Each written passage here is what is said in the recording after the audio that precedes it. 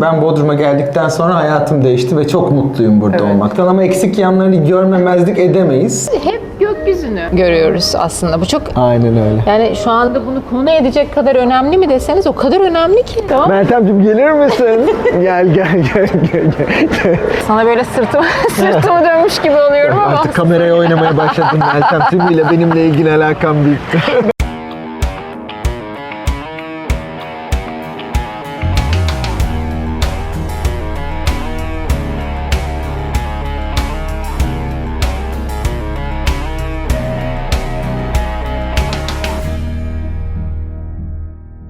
Herkese merhaba, ben Meltem Özden. Ben Arda Mehter. Kanalımıza hoş geldiniz. Kanalımızı ilk kez ziyaret ediyorsanız üye ol tuşuna basıp üye olmayı, çan tuşuna basıp hatırlatma almayı unutmayın. Çünkü her perşembe Bodrum'a yerleşmek ve Bodrum'da yaşamakla ilgili harika videolar yükleyeceğiz. Sizlerle iletişim halinde olmayı çok seviyoruz. Size yardımcı olmayı çok seviyoruz. Bir telefonunuz, bir e-mailiniz veya bir WhatsApp mesajınız bizim için yeterli.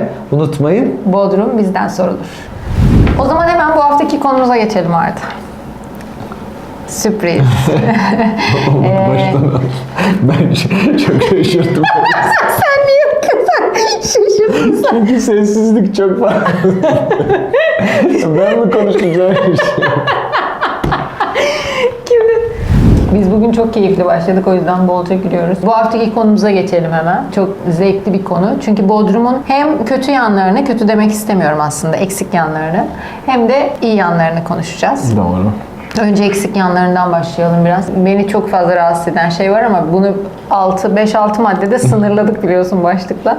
Sen geldin geleli seni en çok rahatsız eden şeylerden başlayalım. Evet. Senin için kötü yanlarını konuşmak zor olsa da Yani gerçekten öyle, çünkü ben hep söylüyorum, sana her zaman konuşurken söylüyorum. Ben Bodrum'a geldikten sonra hayatım değişti ve çok mutluyum burada olmaktan. Ama eksik yanlarını görmemezlik edemeyiz. Çünkü önemli eksiklikleri var. hayat kalitesini etkiliyor. Evet, ve özellikle bazı insanların hiç beklemediği şeyler olduğunu da görüyorum ben. Bu eksikliklerin bazı insanlarda hiç öngörülemeyen şeyler olduğunu Çünkü düşünüyorum. şehir yaşamında alışkın olduğumuz konforu özlüyoruz. Yani aslında onun konfor olduğunu şehirde belki fark etmemiş ama buraya geldiği zaman çok fark ediyor ve bazı insanlara gerçekten çok batıyor. Büyük büyüğü, eksiler en değil ama majörü en maşörü zaten çok ortak bir konu: altyapı eksikliği. Altyapı eksikliğinden ne kastediyoruz? En önemli mevzu: elektrikler kesiliyor. Her yağmur yağdığında mutlaka bir elektrik kesintisiyle şey yapıyoruz veya fırtınada. Bu çok ciddi bir eksiklik. Bence bunun mutlaka bir çözüme ulaştırılması lazım. İnternet ciddi anlamda yavaş ve bazen kullanılamayacak hale geliyor. Onda da önemli kesintiler olabiliyor. Büyük şehire gidince daha da fazla anlıyoruz özellikle. Çünkü büyük şehirde internet çok hızlı, İstanbul'da. Gerçekten öyle. Gerçekten buraya dönünce gerçekten ne kadar sayfaların ne kadar ağır açıldığını fark ediyoruz. Bir de şöyle bir şey var. Ben bunu şahsen yaşamıyorum çünkü yaşadığım sitede artezyen var ve biz artezyenden kullanıyoruz. Ama çoğu insan yazın ortasında susuz kalıyor. Hatta kışın bile, yani bu yağmurlarda bile çoğu insanın susuz kaldığını duyuyoruz. Herhalde şu anda süren altyapı çalışmaları dolayısıyla da kesintiler oluyor. Bizim kuyumuz elektrikli çalışıyor bu arada. Bizde elektrik gidince su da gidiyor. Bir de öyle bir tarafı var. Evet. Jeneratör olması lazım ve bunlar da aslında aidat giderlerine binen şeyler. En önemli birinci konu bence altyapı yetersizliği. Buna bağlı olarak bence senin söyleyeceğin bir ikinci konu var. Evet, esas. o da arabalarınız lüksse arabalarınızı değiştirin diyebileceğim bir konu ya da yere yakın araba kullanmayın diyebileceğim bir konu. Tabii bu iki tane konudan dolayı doğuyor. Yollarımızın çok bozuk oluşu, ama bu tabii ana arterlerde bile çok bozuk yollarla karşılaşabiliyoruz. Gerçekten öyle. Demin dedik, yağmur yağdığı anda düşebileceğin çukuru kestirmek çok zor. Tabii bizim işimizle çok doğrudan alakalı inşaat. Evet. Bodrum'un her yanı inşaat. Özellikle kışın insanların, Bodrum'a gelen çoğu insanın görmediği bir tarafı. İnanılmaz. Biz aslında trafikte kamyonlarla yarışıyoruz neredeyse. 2, altyapı çalışmaları. Yani bugün gene bir yerde vardı. Vites kapalıydı ya. Yani vitesin o ara yolu bayağı kapalıydı. Ki orası aslında en bu konuda rahat ettiğimiz bölgelerden biri olmasına rağmen bu sefer o da başladı. Yol kaymak gibi diyorsun. Çat, ertesi gün o yol gene gitmiş. Dolayısıyla bunlar devam ettiği sürece yollar çok zor düzelir. O Evet. yüzden araçların biraz hemen araçlar yükseliyor. Yükseğe geçmek istiyorsunuz veyahut da işte daha hırpalayabileceğiniz yedek parçası daha ucuz arabalara geçmek istiyorsunuz. Doğru. Bodrum'un ikinci kanayan yarası bu. Ama esas bence tüm bunlardan ziyade insanların kaçmasına sebep olan çok önemli bir konumuz var. Evet. O da bence pahalılık. Her şeyde pahalı. Evet, her şeyde pahalılık. Böyle değildi Meltem. Yani ben 4 sene oluyor Kaç buraya yılında geldin sen? 2018'de geldim. Bunu her videoda söyleyeyim mi? Anca ezberleyeceğim. 4 senede olan değişikliğin ben inanılmaz olduğunu düşünüyorum. Gerçi bu tüm Türkiye'de pahalılık arttı. Ama şunu yapabiliyorum. Ankara'ya gittiğimde, özellikle Ankara'da, belki İstanbul'da o kadar fazla olmayabilir ama ciddi anlamda fiyatların buraya göre uygun fiyatlı olduğunu görüyorum. Gerek kiralar olsun, gerek pazardaki fiyatlar olsun, yeme içme olsun. Hayatınızı daha uygun fiyatlı, daha rahat bir şekilde yaşayabiliyorsunuz ve burada maalesef İstanbul, belki Bebek, belki Beşiktaş fiyatları hakim oldu. Hatta Neden? bazen daha bile fazla. Neden sence? Yani acaba yazın hem yerli hem de yabancı turiste uyguladıkları fiyat skalasını kışında burada yaşayanlara devam ettirdikleri için olabilir mi? Olabilir. Bana makul geliyor ama şunu da düşünüyorum. Biz eskiden yazın bulduğumuz hiçbir hizmeti kışın bulamıyorduk. Şu anda yavaş yavaş kışın da bayağı bir hizmet bulabilmeye başladık. Artık kışın da yaşayan bir yer haline geldik ama bunun faturası bu kadar ağır mı olmalı? Bunu düşünmek lazım. Belki sistemler daha çok yeni. Belki bizim sezonumuz hala daha kısa. Belki o yüzden diye düşünüyorum ama bunu gelenlerin mutlaka bilmesi lazım ki Bodrum Türkiye'nin en pahalı yerlerinden biri ve yaşamak kolay değil. İşletmelere sorduğunda da onlar da kiradan dolayı tabii her şey birbiriyle alakalı. Her şey birbiriyle alakalı. Maaşlar kiralarla aynı oranda artmıyor. Doğru. Dolayısıyla Bodrum'u çok da terk eden var. Evet. Özellikle memuriyet için buraya gelenler biz duyuyoruz. Bodrum cennet gibi bir yer. Herkesin memuriyet için buraya gelmek istiyor olması lazım. Tam İstiyorlardı. tersi. Evet, eskiden istiyorlarmış. Şimdi gitmek istiyorlar. gitmek Başka istiyorlar. illere Başka geçmek illere istiyorlar. gitmek Çünkü ne kiralarını ödeyebiliyorlar. Kiralar inanılmaz arttı.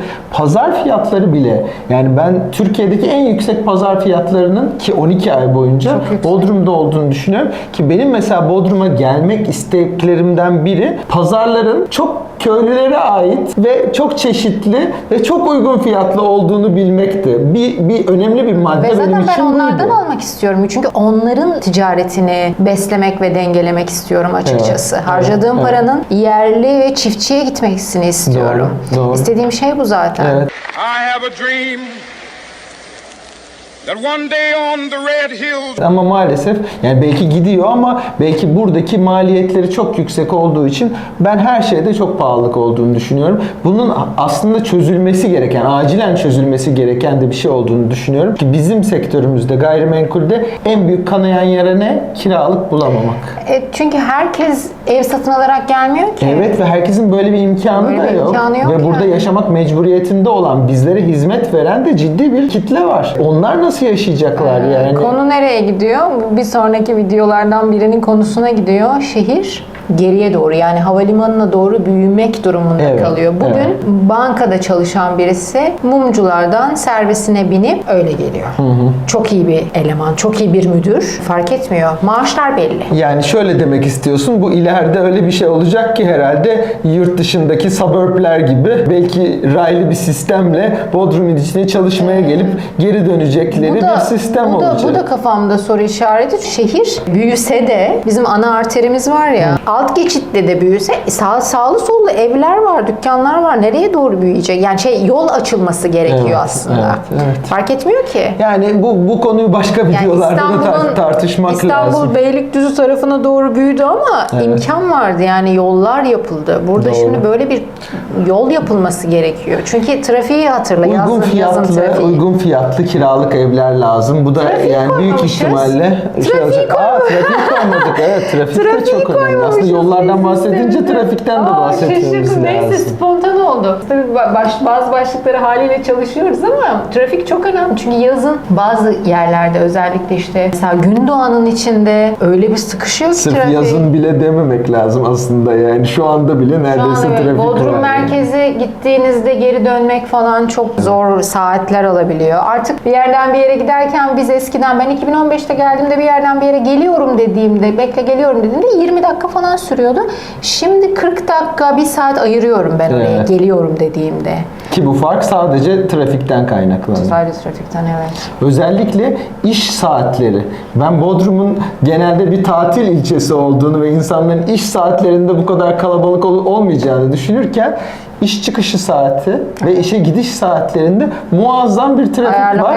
Ben Ama bu da ayarlamaya bana başladım. şunu göstermeye başladı. Anladığım kadarıyla Bodrum ciddi bir ticari şehir haline gelmeye başlıyor. Sadece turistik değil, artık bir ticaretin de döndüğü bir şehir Büyüyor. haline gelmeye Ama bu başladı. büyümeyle beraber aslında geçen sene başkanın seslendiği konuya geliyoruz. Burada eğer 3 aydan daha fazla yaşıyorsanız lütfen ikametgahınızı Evet, orası buraya kesin. alın.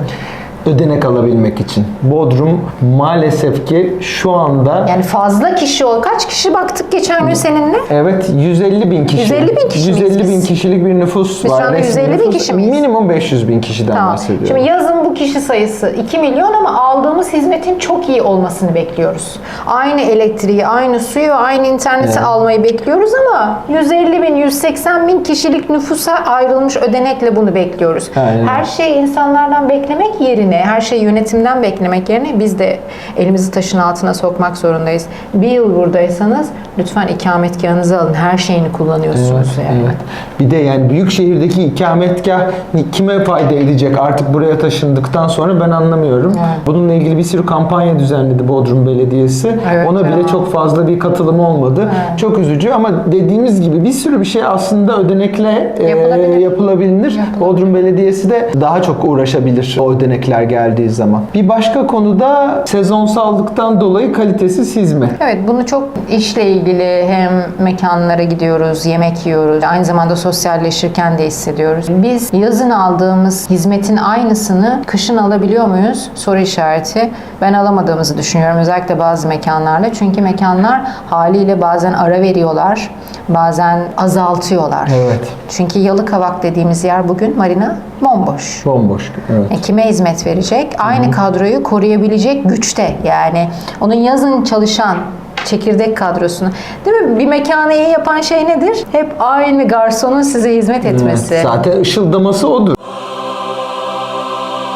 Yani devamlı çalışıyor olması oranın ışıldaması anlamına gelir. Aynen. Burada ciddi sıkıntı var. Yavaş yavaş çözüleceğini düşünüyorum bunun. Çünkü eskiden sadece 1 veya 2 restoran açık kalırdı Gümüşlük sahilinde. Evet. Bütün kışın. Şimdi kapalı olan hiçbir restoran yok. Evet. Hepsi bütün kış boyunca açıklar. Yani yazın yaptıkları işi yapıyorlar mı? Hayır, yapmıyorlar ama ona rağmen açık tutabiliyorlar ve aynı çalışanlar oluyor. Belki çalışan yaz, kış sayısı yaşam azalıyor başladı ama artık. evet yaz kış bir yaşam var Gümüşlük'te. Dolayısıyla da iş var. Dolayısıyla da para var ve belki bu biraz daha gelişecektir zamanla diye düşünüyorum ama şu anda yaşadığımız bir şey. Yazın aldığımız hizmeti, yazın değil aslında, Nisan'la Ekim-Kasım arasında aldığımız hizmeti Kasım'la Nisan arasında asla alamıyoruz ve bir sürü yer kapalı oluyor. Peki buna istinaden soruyorum. Serbest çalışmayla maaşlı çalışmaya nasıl bakıyorsun? Hani maaşlı bir işimi burada bırakıyorum İstanbul'da veya Ankara'da. Yani ben Bodrum'da bir maaşlı bir iş bulayım dediğiniz zaman burada çok fazla maaşlı bir iş yok. Varsa bile çok ciddi anlamda bir güven yok. Çünkü burada bazen açılıyor işler, bazen kapanıyor, bazen dönemsellik olarak işe gelebiliyorsunuz ama iş diyor ki bu kış çalışmayacağız. Böyle bir karar aldık diyor. Beklediğimiz işi bulamadık diyor. Beklediğimiz işi bulamadık diyor. Yani bir sürü konuda maaşlı işlerde burada sıkıntı var. Çok fazla maaşlı iş yok. Sadece turizm sektöründe maaşlı işler var. İlla ben maaşlı işle yaşadım, onunla yaşayacağım diyorsanız belki biraz Bodrum sizin için olmayabilir. Belki bu konuda çekinceli davranmanız gerekebilir. Peki. O zaman şimdi bir mola verelim. Biz Evet. bir kahve içip iyi yanlarına Biraz da geçelim. iyi yanlarından bahsedelim Evet. yani. Ben heyecanlıyım iyi yanlarını konuşmaya. Ses.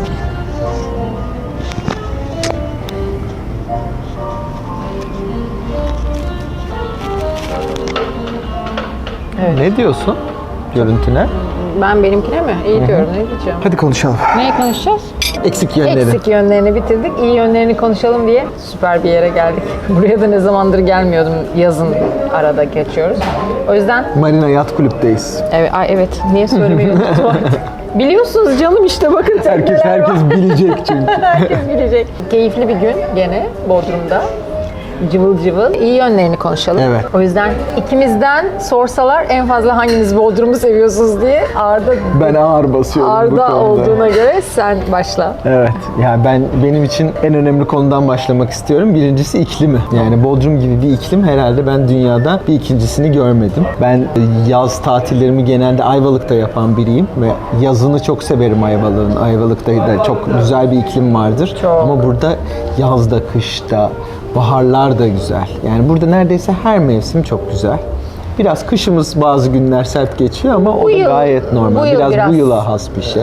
Bu yıla has bir şey. Ama bence buranın en önemli özelliği iklimi. Yani denizinin sıcaklığı, güneşli gün sayısı, Solunum için, müthiş güzel hastalıklar bir için de ne çok iyi. kuru ne nemli bir ortamı Evet. var. Yani ben kesinlikle bir numaraya iklimi koyarım. Bence Bodrum'un en güçlü yanı. Oldukça iyi, evet. Ben İstanbul'a çok sık gidip geliyorum.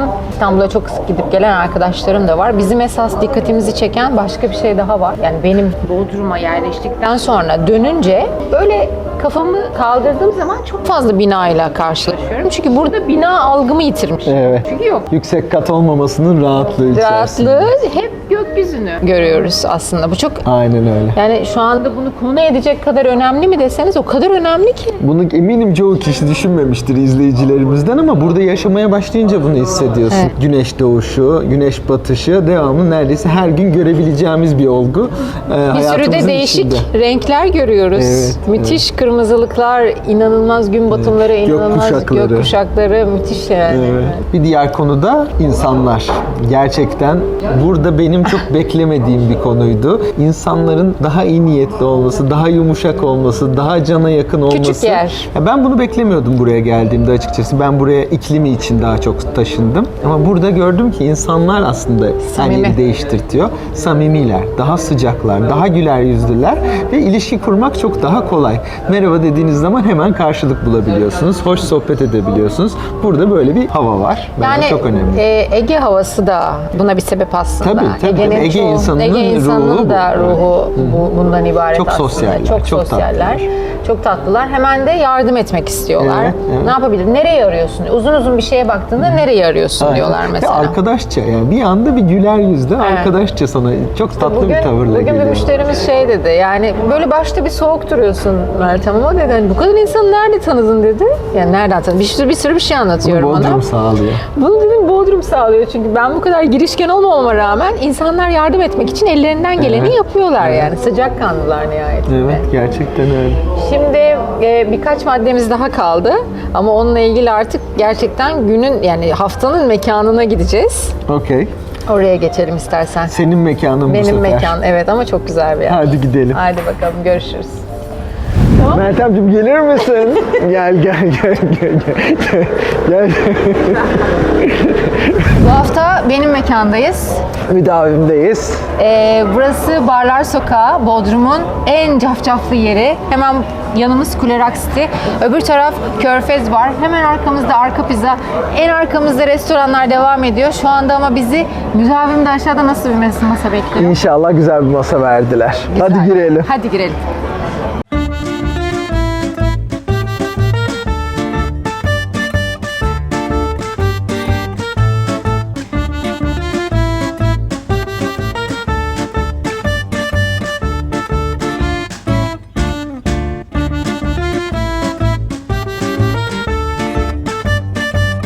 Güzel masa kapmış. Çok güzel masa kapmışız. Ben rezervasyonu yaptırdım. Ama Ne mekan kapması? benim.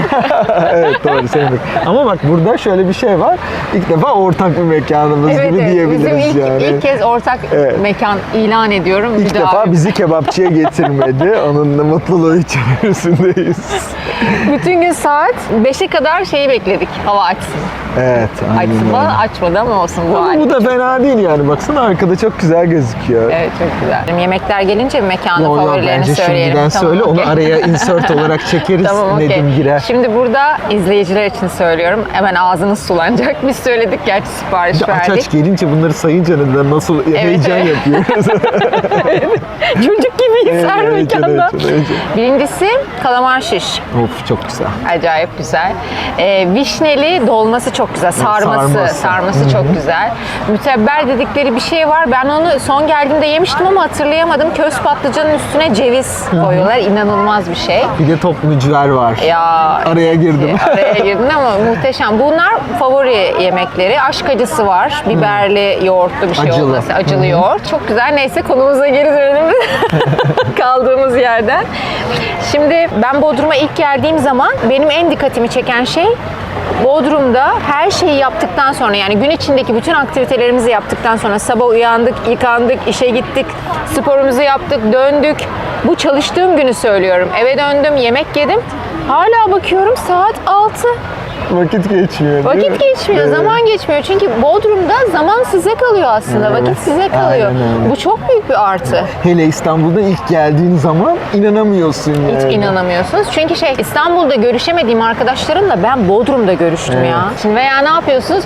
Bebeğe gitmek istemiyorsunuz. Niye? Trafikten. Trafikten. Trafik- O kadar çok şeyi erteliyorsun ki İstanbul'un Evet, hayatı çok büyük içerisinde. kaos var. Bu Ankara'da bence çok da öyle. önemli bir olumlu yan yani.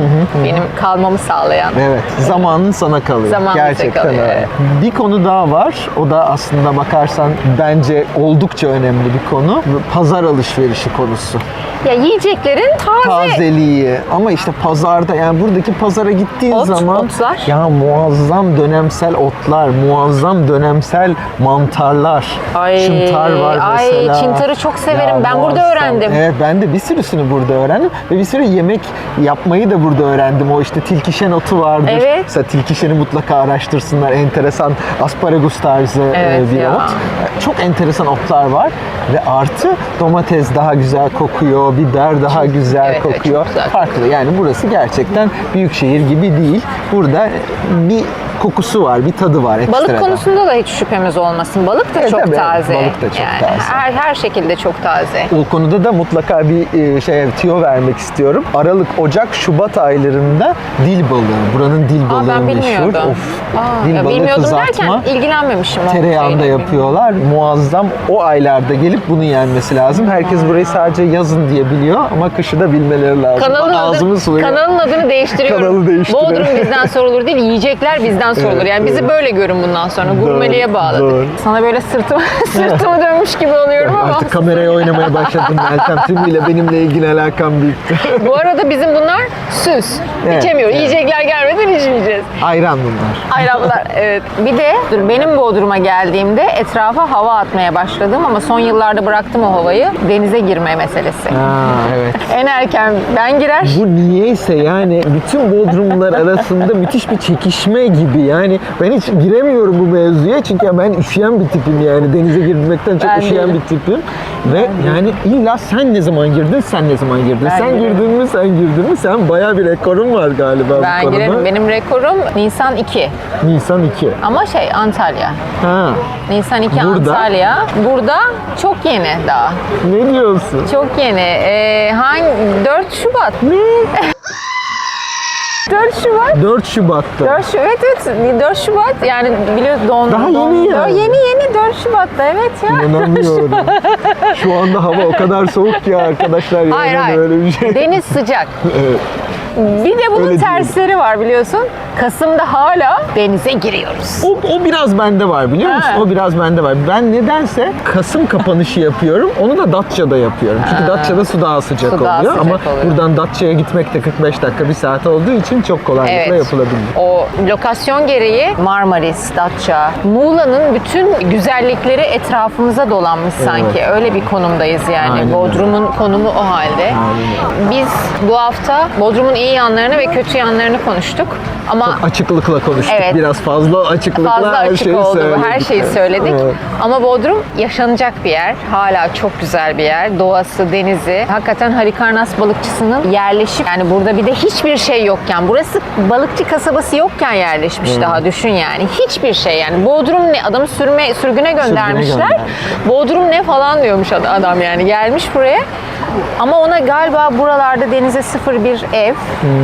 İnanılmaz bir ev. Bunu ayrıca bir gün konuşuruz. Çok uzun bir mevzu çünkü. Şu an için ne kadar önemli bir şey. Yani böyle hani camı bacası denize açılan bir evi varmış. Gerçekten kendine ana vatan ilan etmiş burayı. Hiçbir yeri yuva olarak göremeyen Cevat Şakir burayı kendine yuva olarak belirlemiş ondan sonra. Ve çok şeyler katmış. Çok, bir kere çok. Begonvil'i o getirmiş. Ben inanamadım bu hikayeye. Daha önceden Bodrum'da Begonvil yok. Birkaç tane daha tohum var bununla ilgili getirdiği.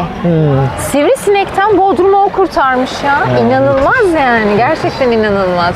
Onun da çok enteresan bir hayat hikayesi var. O yüzden biz bütün açıklığıyla konuştuk ama Bodrum'un güzelliğini hiçbir kötü yan örtemez. Biz sadece yaşadığımız için insanlar aileleriyle buraya geldiğinde, sizler ailelerinizle buraya taşındığınızda nelerle karşılaşacağınızı bilin diye aslında biraz da bunları konuşmak istedik. Onun dışında çok güzel bir sohbetti. Bizi izlediğiniz için teşekkür ediyoruz. Teşekkür ederiz. Bize her zaman ulaşabilirsiniz.